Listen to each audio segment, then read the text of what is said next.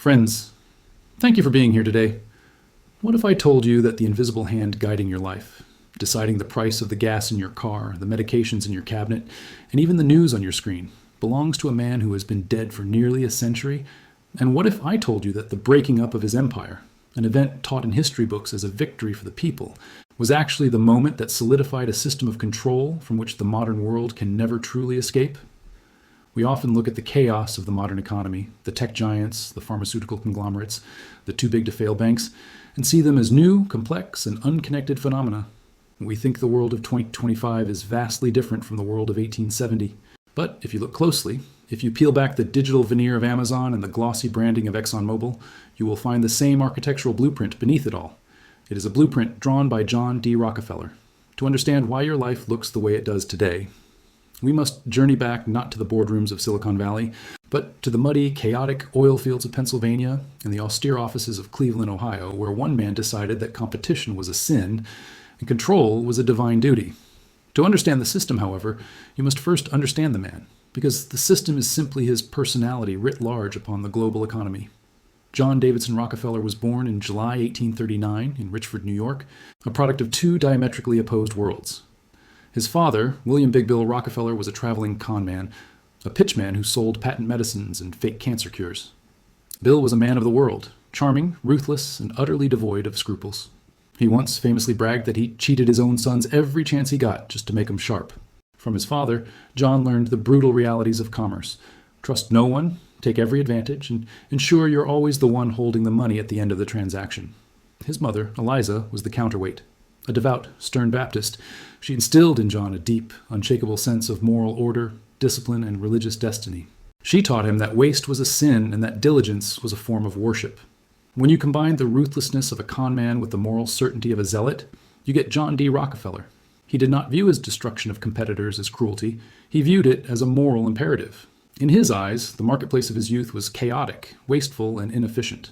By crushing his rivals, he wasn't just making money. He believed he was doing God's work by bringing order to chaos. He was civilizing the industry. This conviction, that monopoly is actually a benevolent force for stability, is the psychological foundation of the system we live in today. But personality alone doesn't build an empire. You need a strategic insight, and for Rockefeller, that insight came not from drilling for oil, but from realizing where the true power lay. The story begins in earnest in 1859 with the Pennsylvania oil rush. It was a time of madness. Black gold had been discovered in Titusville, and thousands of prospectors flooded the hills, drilling wildly. Fortunes were made in a week and lost in a day. It was the Wild West. Prices fluctuated violently. When a new well was struck, the market flooded and prices collapsed. When wells ran dry, prices skyrocketed. Rockefeller, then a young bookkeeper in Cleveland, looked at this chaos and saw something different. He saw that the drillers were gamblers. They were betting on luck, on nature, on finding oil before they went broke. Rockefeller didn't like gambling. He liked certainty. He realized the power wasn't in the drilling, it was in the refining. Crude oil was useless until it was turned into kerosene for lamps. If you controlled the refineries, it didn't matter who found the oil. They all had to come to you. You became the toll booth on the road to the market. In 1863, he invested in his first refinery. But Cleveland was crowded. There were 30 other refineries, all competing, all cutting prices, all struggling to survive. Most businessmen would have tried to compete by lowering their prices or improving their product. Rockefeller didn't either. He decided to change the game entirely. He didn't want to compete. He wanted to eliminate the possibility of competition.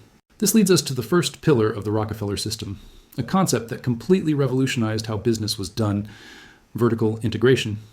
In the 1860s, a refinery was just a refinery. You bought barrels from a barrel maker, you paid a railroad to ship your oil, and you sold to a distributor. Rockefeller looked at this and saw inefficiency.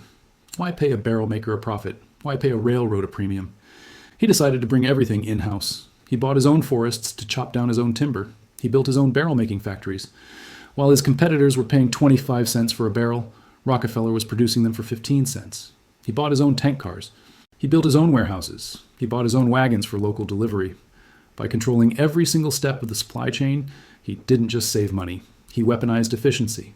He could sell his kerosene at a price that was lower than his competitors' cost of production. He could bleed them dry without losing a dime, but he didn't stop there. He used his size to bully the railroads. Because he was shipping so much oil, he demanded secret rebates. He essentially told the railroads, if you want my business, you will charge me half of what you charge my competitors, and you will pay me a portion of what you charge them. Think about the brutality of that system. His competitors were unknowingly subsidizing Rockefeller's empire. Every time they shipped a barrel of oil, they were helping him destroy them. This was the genius of the system. It turned market participation into a trap. With his costs lower than anyone else's, Rockefeller was ready to launch the second phase of his strategy, a tactic known as horizontal consolidation. This is the polite business term for destroying everyone else doing what you do. In 1872, he executed what history calls the Cleveland Massacre. In the span of 3 months, he systematically took over 22 of his 26 Cleveland competitors. His tactic was simple and terrifyingly effective. He would approach a rival refiner, open his books, and show them exactly how profitable he was and how hopeless their situation was. He would say, essentially, I can produce oil cheaper than you. I have more cash than you. If you sell to me now, I will give you a fair price in Standard Oil stock. If you refuse, I will crush you. Those who sold became rich. Those who refused faced the wrath of the system. Rockefeller would drop the price of kerosene in their specific market, selling at a loss, if necessary, until the competitor went bankrupt. Then, he would buy their worthless machinery for pennies on the dollar. By 1880, he controlled 90% of America's oil refining capacity. He had effectively become the American oil industry. As his empire grew, Rockefeller faced a legal hurdle that threatened to stop him in his tracks. State laws prevented companies from owning shares in other states. His solution to this problem changed the world forever. In 1882, his lawyers invented the trust. The concept was brilliant in its deviousness. They created a new entity, a trust, that didn't technically own the refineries. Instead, the shareholders of all the various Standard Oil companies across the country handed their stock certificates over to a board of 9 trustees, headed by Rockefeller. In return, they got trust certificates. This allowed Rockefeller to control a nationwide monopoly from a single office in New York, bypassing state laws entirely. This was the birth of the modern holding company.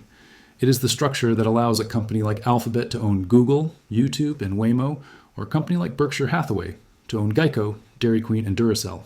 Rockefeller created the legal architecture that allows massive concentration of corporate power to exist within the law. By the turn of the 20th century, the public was furious, and this led to what is, perhaps, the greatest misconception in economic history, the breakup of 1911. Rockefeller was the most hated man in America. He was seen as a tyrant, a robber baron who had strangled the free market.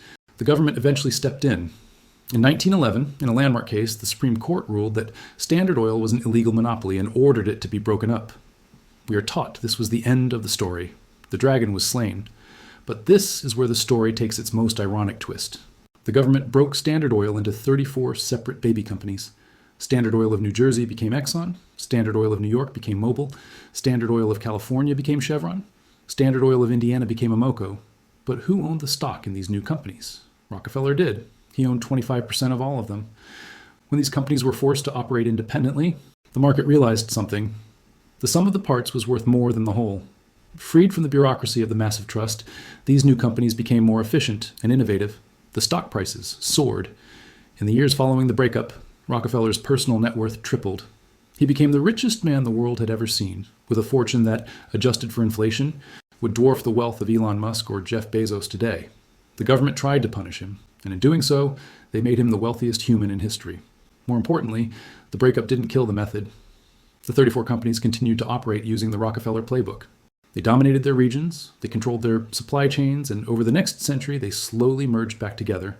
Exxon and Mobil merged. Chevron bought the others. Today, the U.S. oil industry is dominated by the descendants of Standard Oil, operating just as Rockefeller taught them. Now, you might be wondering, why does a history lesson about 19th century oil matter to you, sitting here in 2025? It matters because that blueprint didn't die. It evolved into the standard operating procedure for global capitalism. Look at Amazon. Jeff Bezos didn't just build a bookstore, he built a logistics empire. Like Rockefeller making his own barrels, Amazon owns the trucks, the planes, the warehouses, and the data centers. They use vertical integration to lower costs so aggressively that Main Street cannot compete. When they see a competitor rising, they buy them, horizontal consolidation, or they clone their product and undercut the price. It is the Cleveland Massacre, digitized. Look at Big Pharma. Rockefeller learned early on that it was better to control the rules than to break them. This is regulatory capture. Today, the pharmaceutical industry funds a massive portion of the FDA's budget through user fees. They spend billions lobbying Congress. They ensure that the regulations are written in a way that protects their patents and keeps cheap generics off the market. They are not just players in the game, they are writing the rule book, just as Rockefeller did with the railroads. Look at big tech. Google, Alphabet, and Meta, Facebook, are modern trusts. They are holding companies that snap up every potential threat before it can grow. Instagram, WhatsApp, Waze, YouTube, these were potential competitors that were swallowed whole, integrated into the trust to ensure that you never actually leave their ecosystem. This brings me to a question for all of you watching. Do you feel this invisible hand in your own digital life? Do you feel that your choices are being guided by these massive systems? Or do you believe the convenience is worth the cost? Pause for a moment and let me know your thoughts in the comments below. I really want to hear your perspective on this. We must also touch on the most subtle and perhaps most powerful part of the legacy, which turned a hated tycoon into a beloved benefactor: philanthropy. In his later years, Rockefeller turned his attention to giving away his money. He created the Rockefeller Foundation. On the surface, this was charity, and indeed, it did great things, eradicating hookworm, funding public health. But it also served a dual purpose. First, it shielded his massive fortune from estate taxes, allowing the wealth to be passed down and controlled by his family for generations without being seized by the government. Second, it allowed him to shape society itself. The Rockefeller Foundation poured millions into medical schools, but with a catch. They had to adopt a scientific, pharmaceutical-based curriculum. This helped shift American medicine away from holistic or natural cures and toward a system dependent on drugs that were often derived from petrochemicals, the very product Rockefeller sold. This model of philanthrocapitalism is alive and well. The Gates Foundation, the Chan Zuckerberg Initiative, these are the modern heirs to the Rockefeller Foundation. They use tax-advantaged wealth to influence public policy, education, and health on a global scale, bypassing voters and governments entirely. However, to truly grasp the magnitude of Rockefeller's ghost in our machine, we must look beyond the obvious. We must look at the evolution of the system into something even more insidious than standard monopoly: the illusion of choice and the monopoly of the mind. In Rockefeller's day, the monopoly was physical. You could see the Standard Oil tank car on the train tracks. You could smell the kerosene in the lamp. Today, the monopoly has dematerialized. It has become invisible, hiding behind a mask of endless variety. Walk down the aisle of your local supermarket. You see hundreds of brands, different chips, different cereals, different beverages. It looks like a vibrant, competitive marketplace. But it is a mirage. If you turn those packages over and read the fine print, you will find that nearly all of them trace back to just a handful of massive conglomerates: Nestlé, PepsiCo, Coca-Cola, General Mills. They have mastered Rockefeller's horizontal consolidation. They don't just own the market, they own the shelf. They create the illusion of competition so you feel like you're making a choice, when in reality, you're simply choosing which pocket of the same pair of pants to put your money into. This illusion extends from the grocery store to the digital world, where the extraction model has shifted from oil to data. Rockefeller understood that if you control the fuel, you control the economy. In 2025, data is the new oil. It is the raw material that powers the engines of the modern world: artificial intelligence, targeted advertising, and algorithmic prediction. The modern tech giants have replicated Rockefeller's refinery model with terrifying precision. They refine your raw data, your clicks, your location, your conversations, into actionable intelligence. Just as Standard Oil provided cheap kerosene to light up the night, companies like Google and Meta provide free services to light up your screens. But make no mistake, you are not the customer. You are the resource. The cost of admission isn't money, it is privacy. Rockefeller's genius was making his system efficient. Today's system makes it convenient. This is the final, most dangerous evolution of the blueprint. We do not fight these monopolies because they have seduced us. Amazon delivers in 2 days. Google answers any question in milliseconds. We trade our autonomy for convenience, bit by bit, until we are structurally dependent on the very systems that extract wealth from our communities. This dependency creates a new form of vertical integration that goes beyond supply chains. It integrates into our very lives. When you use a smartphone, you are operating within a walled garden where the hardware, the software, the app store, and the payment processing are all controlled by a single entity. It is the Standard Oil model applied to human interaction. They have captured not just the regulators, but the very infrastructure of human connection. And just like the railroad rebates of the 1870s, the system is rigged in ways the average person cannot see. Algorithms favor the incumbents. Search results prioritize the paid. The digital marketplace is not a town square. It is a carefully curated casino where the house doesn't just win, the house decides who is allowed to play. This is the world Rockefeller built, updated for the Silicon Age. It is a world where the trust has become the platform, but the game remains exactly the same. Eliminate variables, crush competition, and consolidate control until the user has nowhere else to go. If this deep dive into the hidden history of our economy has opened your eyes, please take a second to like this video and subscribe to the channel. It helps us continue to uncover these stories that shape our world. So when we step back and look at the canvas of the modern world, we see Rockefeller's brushstrokes everywhere. The gas you pump comes from his companies. The plastic in your phone is made from his oil. The structure of the bank that holds your mortgage was perfected by his lawyers. The drugs you take were developed in a medical system shaped by his money. The tech giants you rely on use his strategy of vertical and horizontal control. We cannot escape this system because it is not just a collection of companies. It is the operating system of our economy. It is designed to extract value, concentrate wealth, and eliminate variables.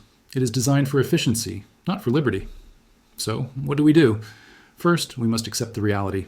We cannot pretend that voting with our dollars will topple monopolies that control the infrastructure of commerce itself. Second, we must resist where we can, supporting local businesses, demanding antitrust enforcement, and protecting the remnants of competition are vital acts of defiance. But third, and perhaps most pragmatically, we must understand and position ourselves. As Rockefeller showed us, those who understand the flow of capital can prosper. We must stop looking at the economy as a chaotic casino and start seeing it as a structured machine. John D. Rockefeller died in 1937, a fragile old man handing out dimes to children, but the system he built is more alive today than ever before.